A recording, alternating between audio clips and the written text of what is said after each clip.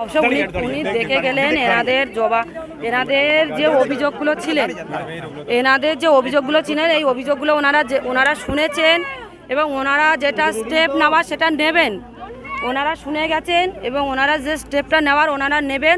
আর শুধু আমাদের একটু অপেক্ষা করতে হবে। আজকের মুখ্যমন্ত্রী যে চালটা খেলেছেন, যে কারসাজি করে, যে চুগলিবাজি করে উনি যে জিতিয়েছেন, তার কিন্তু প্রমাণ কিন্তু মানুষ পেয়ে গেছেন যে উনি কী করেছেন কি না করেছেন। আর তার জবাব সাধারণ মানুষ দিচ্ছেন যে ওনারা কী করেছেন। তাই এইটা আমি দ্বিতীয়বার করে আমি নিজে মুখে বলতে চাই না, সাধারণ মানুষ যেখানে বলছে সেখানে আমার কোনো বলার জায়গাই নেই। সাধারণ মানুষই প্রমাণ করে দিচ্ছেন যে মুখ্যমন্ত্রী মমতা বন্দ্যোপাধ্যায় কী করেছেন। আমি চুপচাপ বসে যে এদের ওপর অত্যাচারগুলো করাচ্ছি সেটা উনি ভেবে থাকলে ভুল। উনি আজকের যে সাধারণ মানুষেরা যে রাস্তায় ওটা বন্ধ করে দিচ্ছেন, টিউবকলে যাওয়া বন্ধ করেছে, টিউবকলটা মুখ্যমন্ত্রীর বাড়ির থেকে এনে দিয়ে যাননি, রাস্তাটা ওনার বাড়ির ওনার ঘাটের টাকায় রাস্তাটা করে দেবে না। এটা প্রধানমন্ত্রীর দেওয়া রাস্তা, প্রধানমন্ত্রীর থেকে দেওয়া টিউবকল, তাই এটার ওপরে মুখ্যমন্ত্রী এইভাবে জোর জুলুম করতে পারে না। সাধারণ মানুষ যাবেন, সাধারণ মানুষ টিউবকলে যাবে, বাজারে যাবে, রাস্তায় হাঁটবে, তারপরে সব দেখবে। প্রধানমন্ত্রী নিজেই কথা দিয়েছে যে বসিরহাটের মা বোনেদের, বসিরহাটের লোকেদের ওপর, মানুষদের ওপর ওনার নজর আছে, তো অবশ্যই নজর রাখবেন। আর আশা করি কখনো আসবেন না, কেন উনি যেভাবে ষড়যন্ত্র করছেন, তো ওরা ষড়যন্ত্রটা আর বেশি দিন চলবে না, ওনার ষড়যন্ত্র চলবে না। কি করে আসবেন উনিও রোহিঙ্গা ভাড়া করে আজকে সাধারণ মানুষকে, এই হিন্দু জাতিকে তাড়িয়ে দিয়ে উনি রোহিঙ্গাকে এখানে বসবাস করানোর প্ল্যান করছেন। তাই এটা কখনো সাধারণ মানুষ হতে দেবেন না। এখানকার হিন্দু মা বোনেরা জানেন যে নিজেদের জায়গা কি করে নিজেরা উদ্ধার করতে হয়। তাই সেই প্রশ্নের উত্তর দেওয়ার জন্য আমার মা বোনেরা, সন্দেশখালী বিধানসভার মা বোনেরা তার জবাব দেওয়ার জন্য প্রস্তুত আছে। তাই মুখ্যমন্ত্রী আসুক, ওনার জবাব ওনাকে দিয়ে দেবেন। পরবর্তী যে হিংসা, ঘর বাড়ি ভাঙচুর, দোকান মারধর করা, মাথা কেটে নিয়ে ফুটবল খেলা, দেখুন আপনারাও দেখেছেন এই সন্দেশখালীতে শাহজাহান যেই উৎপাত, তার কর্মীরা যা করে চলছে লাগাতার, তৃণমূল আর সেই গুন্ডা শাহজাহানের সেই লোক, এই গরিব মানুষ, এসটি শিডিউল ট্রাইবেরা বাড়িঘর ভেঙেছে, কিচ্ছু নেই এদেরকে। এই যে ছাদগুলি ভেঙেছে, দ্বিতীয়বার করার মতো তাদের কাছে পয়সা নেই।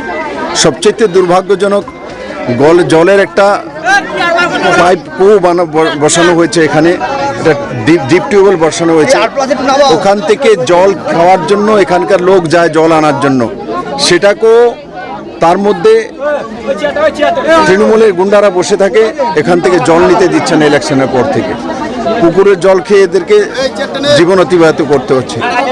ভাত রান্না করেছে গরিব মানুষ, আমাকে এখন জিজ্ঞাসা করছে ভাত রান্না করেছিলাম, ভাতগুলো ফেলে সামনে ওঠার মধ্যে ফেঁকে ভাতের ড্যাগটা নিয়ে চলে গেছে। তো এই ধরনের অবস্থা সন্দেশখালীতে।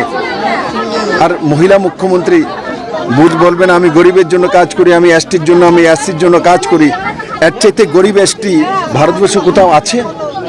এখানে তাদের কাছে জল খাওয়ার পর্যন্ত বন্ধ করে দিয়েছে। এটা তো পুরো এসটি একদম এরিয়া, এসটি আদিবাসী এরিয়া। হ্যাঁ, আদিবাসী এরিয়া। তো আদিবাসীদের জন্য সেন্ট্রাল গভর্নমেন্ট থেকে অনেক স্কিম আছে, নরেন্দ্র মোদীর নেতৃত্বে সরকার নেই।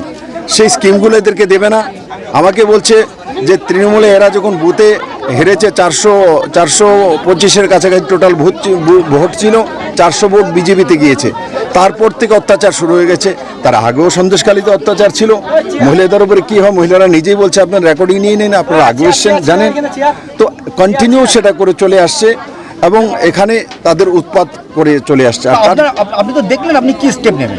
দেখুন, আমি সমস্ত রিপোর্ট আমাদের কমিটি নিয়ে আদরণীয় রাষ্ট্রীয় অধ্যক্ষ জেপি নাড্ডাজিকে দেব এবং আমরা আগেও সন্দেশখালীর বিষয়ে পুরো দুনিয়াকে সামনে রেখেছি। সন্দেশখালীর মানুষের সঙ্গে যেটা অত্যাচার ক্রমাগত হচ্ছিল, আর এবার ইলেকশনের পরে এরা কন্টিনিউ যে করে আসছে।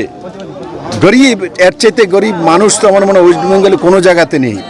আর তারপরে আমরা এসটি অ্যাট্রোসিটি অ্যাক্ট, আর সেই দিশাতে আমরা হাইকোর্টে যাব এবং স্টেট গভর্নমেন্টকে জবাব তলব করব হোম মিনিস্ট্রির মাধ্যমে। এবং আমি আশা করি অমিত ভাই শাহ, দেশের গৃহমন্ত্রী, সক্ষম সেই বিষয় করতে। আর আপনারা জানেন এই রাজ্যের কতগুলো মন্ত্রী জেলে রয়েছে, যার নাম আমি নিলাম এখানে, উনিও তো জেলেই রয়েছেন। তো এইসব শাহজাহানদের মতো গুন্ডা, তাদেরকে প্রোটেকশন মমতা ব্যানার্জি দেয়, কতদিন পরে সেই বিষয়ে উনি কথা মুখ খুলেছেন, আপনারা দেখেছেন। তো এতে ওনার দ্বারাই প্রায়োজিত গভর্নমেন্ট স্পন্সার্ড গুন্ডামি এখানে হয়। দাদা স্থানীয় বাসিন্দারা বলছে তো ঠিকই তো বলছে, আপনার পেছনে ভদ্রলোক বলছে যে আমরা চলে গেলে আবার করবে। আমি মিডিয়ার সামনে বলছি সাবধান হয়ে যা ভাই, এবার যদি তাদের উপর কোনো কিছু হয় তাহলে তাদেরও রক্ষা নেই, তাদেরকেও ছাড়া হবে না। এরা যদি ভারতবর্ষে থাকতে হয় ভারতবর্ষের সংবিধানকে মেনে থাকতে হবে, SC ST অ্যাট্রোসিটি অ্যাক্ট মেনে চলতে হবে, তাদের অধিকার রিজার্ভেশন মেনে চলতে হবে। আর যারা এগুলি মানবে না তাদের ভারতে থাকার দরকার নেই। শাসক দল দাবি করছে তো উনিকে দেখছেন ওখানে 3 দিন যাবৎ গৃহমন্ত্রী গিয়ে রয়েছে, দেশের গৃহমন্ত্রী অমিত ভাই শাহ 3 দিন ক্যাম্প করে রয়েছে, মিডিয়ার বন্ধুরা জানে না? উনি বললেও হবে, আপনাদের কাছে প্রমাণ নেই ক্যা দেশের গৃহমন্ত্রী অমিত ভাই শাহ 3 দিন ক্যাম্প করেনি ওখানে? ক্যা সেন্ট্রাল গভর্নমেন্ট থেকে ডিজি চেঞ্জ করেনি ওখানে? রাজীব সিংকে সেখানে ডিজি বানিয়ে স্পেশাল ডিজি ওখানে পাঠানো হয়নি CISF থেকে উঠিয়ে? তাহলে অ্যাকশন করছে না কে বলছে? সেন্ট্রাল গভর্নমেন্ট সেখানে করছে। কিন্তু যখন কোনো একটা ঘটনা ঘটে যায় তাকে উকসানি না দিয়ে সেটাকে শেষ করা, আমরা সেই দিশাতে কাজ করি। আমি তো বলি আমাদের আসার দরকার নেই, মমতা ব্যানার্জি আপনি ক্যাম্প করুন, শেষ করে দিন, আমাদেরকে আসার কী দরকার? আপনার রাজ্যে আপনি চালান, আপনি মুখ্যমন্ত্রী, আপনি মহিলা, আপনি তো সব কিছু পারেন, করেন, আমাদের আসার দরকার নেই। আমরা কেন আসবো? আমরা তখনই আসতে হয় যখন আপনি সেই কাজগুলো করেন না। আপনি উদাহরণ মণিপুরের, আপনি মিজোরামের, আপনি লন্ডনে চলে যাবেন, আপনি নিজের কথা বলুন। যদি বাইরে থেকে কেউ আসে বলেন আমার বাংলার কথা বলো, তা আমি তো বাংলার কথা বলছি। ওনাকে ইলেকশনে পলিটিক্যালি বলতে নেই, আমার বাংলার মানুষ বলতে হবে, বাইরে থেকে ওরা এসছে। তো ওটার সময় উনি বাইরে থেকে এসছে, এখন উনি বাইরে ঘরের লোকেদেরকে কি করছেন সেটা মানুষ দেখতে চায়, জানতে চায় ওনার কাছ থেকে। আর আমি আপনাকে বলছি এখানে মহিলাদের উপরে কেমন ধরনের শারীরিক অত্যাচার হয়েছে তার সাক্ষী আপনারা রয়েছেন, আপনারা জানেন, আপনাদের মাধ্যমে আমাদের কাছে জানকারি গিয়েছে। কুচবিহারি গেছি, শুধু সন্দেশখালী তো হয় এমন নয়, কুচবিহারিতে গিয়েছি, আমি নাম বলতে পারবো না কারণ রেপ ভিকটিম। ওকে বাড়িতে গিয়ে বাড়ি ঘর ভাঙচুর করে সর্বশান্ত করে তারপর শান্ত হয়নি, তারপর এক রাখাল করে একজন তৃণমূলের নেতৃত্ব স্থানীয় ওর উলঙ্গ করে মহিলার বুকের উপরে বসেছে, আর 20 জন মিলে তাকে রেপ করা হয়েছে। আজ পর্যন্ত মিশন হসপিটালে রয়েছে, অ্যাডমিট ICUতে রয়েছে, আজ পর্যন্ত তার এফআইআর হয়নি, 164-এ তার স্টেটমেন্ট নেওয়া হয়নি। তার জন্য আরে ভাই, রেপ যদি কেউ হয় তাকে তো আননোন পার্সন করে সমটু টেস্ট নিতে হয়। থানাতে আসলে যখন যেই হসপিটাল এসে হসপিটাল যখন রিপোর্ট করে তখন সঙ্গে সঙ্গে MLC করতে হয়। MLC করার নিয়ম আছে ভাই, হসপিটালে কোনো অ্যাক্সিডেন্টাল কেস আর যদি মারামারিতে কোনো কিছু আহত হয়, ডাক্তার নিয়ম প্রথম পুলিশকে ফোন করতে হয়, পুলিশকে আসতে হয়, তার MLC রিপোর্ট দিতে হয় এবং কোর্টে ডাক্তাররা যায়। আরে কানুন আমরা জানতে, মমতা ব্যানার্জি একলাই মুখ্যমন্ত্রী হয়েছে, আমিও তো হয়েছি, আমি তো কানুনটা জানি। মূর্খের বাস নাকি ভারতবর্ষের মধ্যে? এভাবে কিভাবে মমতা ব্যানার্জিকে ছাড়া হবে না, ওনার নাটঙ্কি সব এবার বন্ধ করে দেওয়া হবে। উনি অনেক করে নিয়েছেন, অন্ত হয়ে গেছে ওনার। সবসময় ঝগড়াঝাটি করছে, বাচ্চা কাচ্চা হুমকি মারে, বাচ্চারা কি বোঝে? বাচ্চাদেরকে সবসময় বলে কেন ওই রাজ্য আমাদের গ্রামের যে পঞ্চায়েত সেই বলছে, আমাদেরকে বলছে, আমাদের বাচ্চাদেরকে বলছে TMCর পঞ্চায়েত কি বলছে, কলে জল আনতে গেলে বলে কলে জল নিতে দেবো না, বাচ্চাদেরকে বলে তোমার বাবা মা ডেকে নিয়ে আসো, ঘর ভেঙে দিয়েছে আবার ঘর ভাঙবে, এটা সেটা বলে ডাক।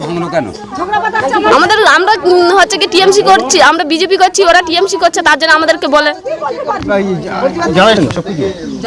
ওই তো দাদারা এসছে, কি করে এখন বলে তো দিচ্ছি দাদাদেরকে। আপনার নাম? নাম চম্পা সর্দার। বিজেপির যে ফ্যাক্ট ফাইন্ডিং টিম, এটা একটা রাজনৈতিক পর্যটকদের ব্যাপার। গোহারা হেরেছে, তারপরে গোষ্ঠীদ্বন্দ্ব চলছে, এর থেকে নজর ঘোরানোর জন্য এইসব ফ্যাক্ট ফাইন্ডিং টিম। আর কোন ফ্যাক্ট ফাইন্ডিং টিম? যেখানে রয়েছে বিপ্লব দেব, যে বিপ্লব দেব মুখ্যমন্ত্রী থাকাকালীন ত্রিপুরায় সব থেকে বেশি গণতন্ত্র হত্যা হয়েছে, তৃণমূল সহ বিরোধীদের উপর অত্যাচার হয়েছে, দক্ষিণী সিনেমার মতো থানায় ঢুকে গুন্ডারা বিরোধীদের ছিনিয়ে নিয়ে যাওয়ার চেষ্টা করেছেন। সেই সন্ত্রাসের নায়ক বিপ্লব দেব এসছেন এখানে নাটক করতে। মানুষ দেখছেন এবং বুঝছেন যে গোয়ারা হেরেছে, তারপর কাদা ছোড়াছড়ি হচ্ছে, তার থেকে নজর ঘোরাতে এই নাটকের স্ক্রিপ্ট লেখা হয়েছে।